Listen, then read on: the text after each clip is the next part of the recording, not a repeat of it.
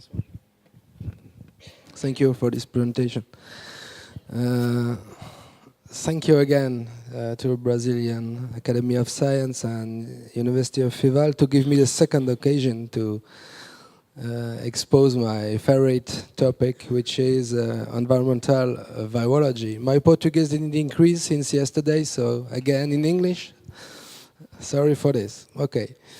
The topic for today is perhaps to discuss how we can detect a viral pollution in the general sense, and perhaps to discuss also a little bit about how we can estimate the survival of a virus, perhaps during treatment. Okay, general context now everybody knows. This is a nice picture of Nancy. You see that the weather is not like in Brazil, but this is our favorite sampling site because it's before the wastewater treatment plant, but we find a lot of virus before.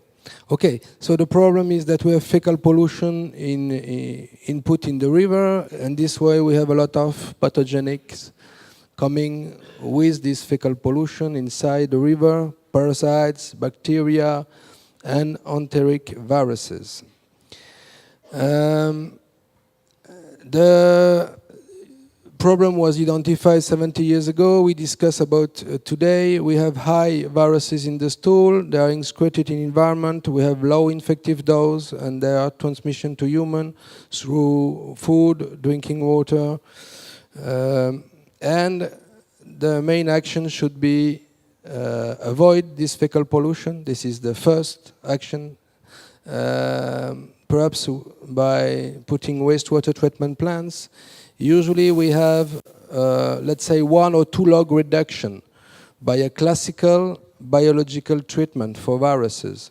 But for a city like Nancy, with 300,000 inhabitants, when we had only a biological wastewater treatment plants, we threw in the river 10 million enteric viruses per day.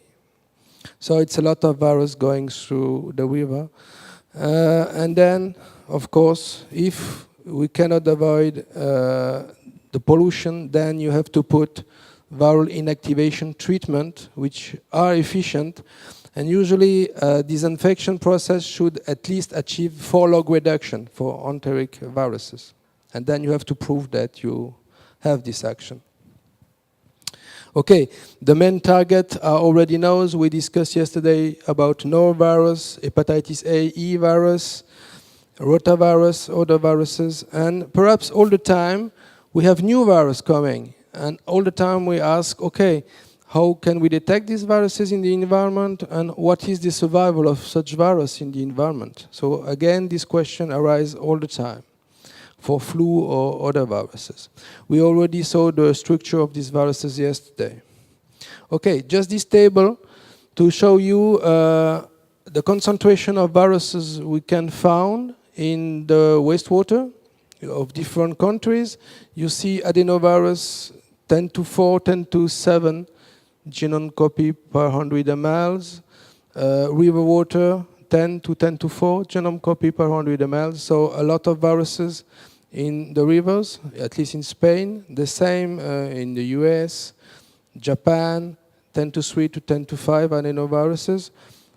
You see Brazil, you have a lower number of noroviruses. Okay, so perhaps noroviruses are less in Brazil. Okay, so a lot of viruses in the environment. So now we need a criteria to say, okay, there is a viral pollution or there is not. So we look for a universal indicator since now many years, which should be present at the same time as the viruses, which should not multiply in the environment because enteric viruses cannot multiply in the water, easily detectable, not pathogenic, and at least as resistant as the enteric viruses in the environment. So everybody knows that now it's 1 century we use fecal bacteria indicators. It was the idea of Robert Koch, who tried to avoid cholera, Salmonella typhi transmission. It begins with total cultivable bacteria, and then during the years we look for total coliforms, thermotolerant coliforms, and E. coli, trying to detect bacteria coming from human or animal gut, of course. And now we are able to detect E. coli. And also enterococci, which are the two main indicators now, I think, in a lot of countries over the world. And in France, in Europe, and I think a lot of countries, all the regulations are based on E. coli and enterococci. Drinking water in France, perhaps we can discuss about details after. Bathing water, we have E. coli, enterococci. Oysters, we are looking for 230 E. coli, less than this to sell our oysters.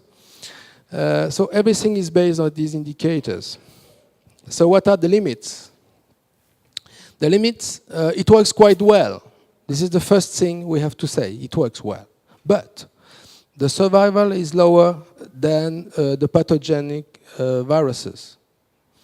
The resistance to treatment is also lower, and they have completely different behavior because you have virus and a bacteria.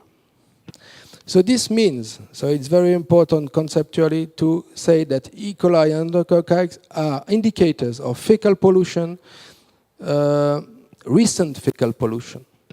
But they do not take into account virus survival in environment, virus behavior, and then cannot be used to estimate virus efficiency of treatments.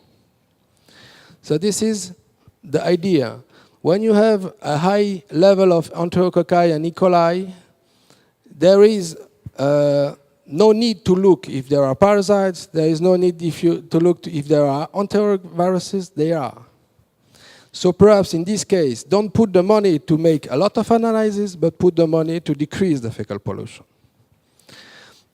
Then, in other situations, if you have low indicators, then perhaps you can have the question, have we still a viral risk or not? Because sometimes there is still a viral risk when you have absence or low level of indicators. So the question is, how can we deal with such situation? Because we have some example for which in drinking water, for example, we detect 10% infectious enterovirus in the drinking water without any bacterial indicators. So you see that in this case, it was a real viral risk. And we have other situation here between 40 and 50% positive for infectious, again, adenovirus in Korea, in the absence of fecal bacteria indicators. So you see that it's really, sometimes we have no indicators and we have presence of infectious viruses.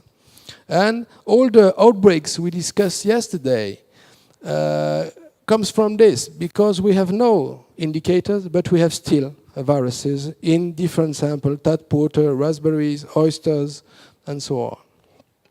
Okay.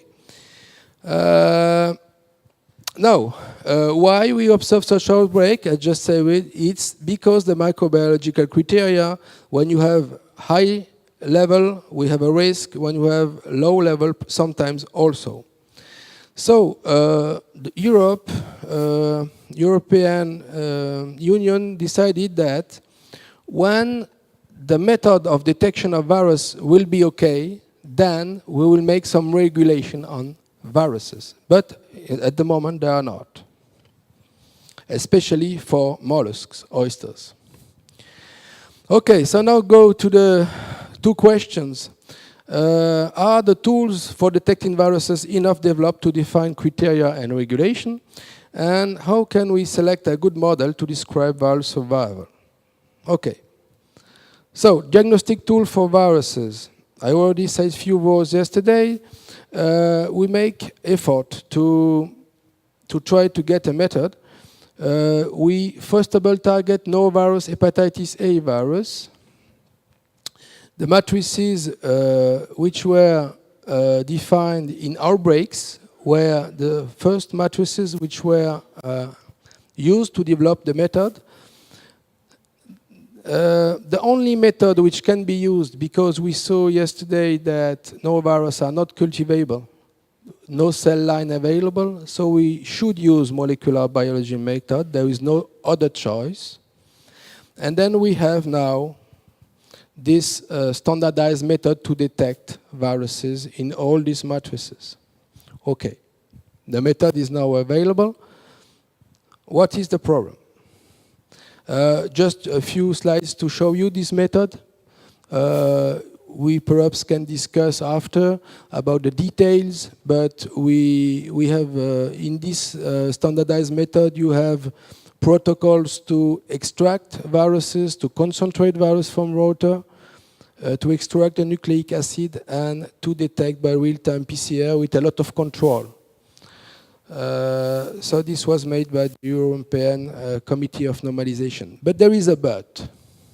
And the but is just show you on this slide. One of my PhD students did this 10 years ago, but it has been confirmed now for a lot of other situations. What is the problem? It's just when you put a virus in the water and you follow his infectivity, and you follow also the signal by real-time PCR, you have a huge difference between both information. It means that infectivity decreases a lot and fast. This was for poliovirus 1, mineral water, 35 degrees. You have a decrease here, very fast. And the small piece of genome you are looking for by RT-PCR was there for a long time. And with modelization, we would say that it needs 70 years to get a negative signal. So this is, of course, wrong, but the reality is that 120 days we have still a high signal, and there is no more infectious virus in the sample. This has been confirmed now for a lot of other situations, especially when you use disinfection, chlorine, UV, even UV, because UV have impact on genome, but you still detect the small piece of genome very long time ago. So this is just why, the reason why is that viruses' infectivity may decrease for a lot of reasons. You may have impact on the capsid, you may impact on some part of the genome, and all the treatment has another effect of the virus, sometimes on the capsids, sometimes on the genome. So this was just to illustrate this and showing you that this is three different things. Binding was just, we are looking if viruses is able to bind to the cell. Injection is just to see if the virus is able to inject the genome inside the cell, and replication is the genome able to replicate inside the cells. So for this different information, you see that when you hit your sample, the virus is not able to bind the cell anymore. So it means that the capsid is completely is a little bit destroyed. So is chloride dioxide. But for UV, you see that replication of genome is mainly impacted. So each process have another impact on viruses. Okay. So the question is, how can we now interpret the presence of viral genome in a sample? Because you don't know where you are. In your sample, if I come just back, when you are in such situation, the genome you detect has a high probability to correspond to infectious virus. But if you are here, the genome you detect has a low probability to correspond to an infectious virus. So, and when you detect one in environment, you don't know where you are. So the interpretation is quite very difficult. So the interpretation is that detection of viral genome is an indicator of the presence of viral pollution. There is no doubt, because you have genome in environment, so the virus is there. But it may be very recent or old pollution. And their presence is not always correlated. Not always.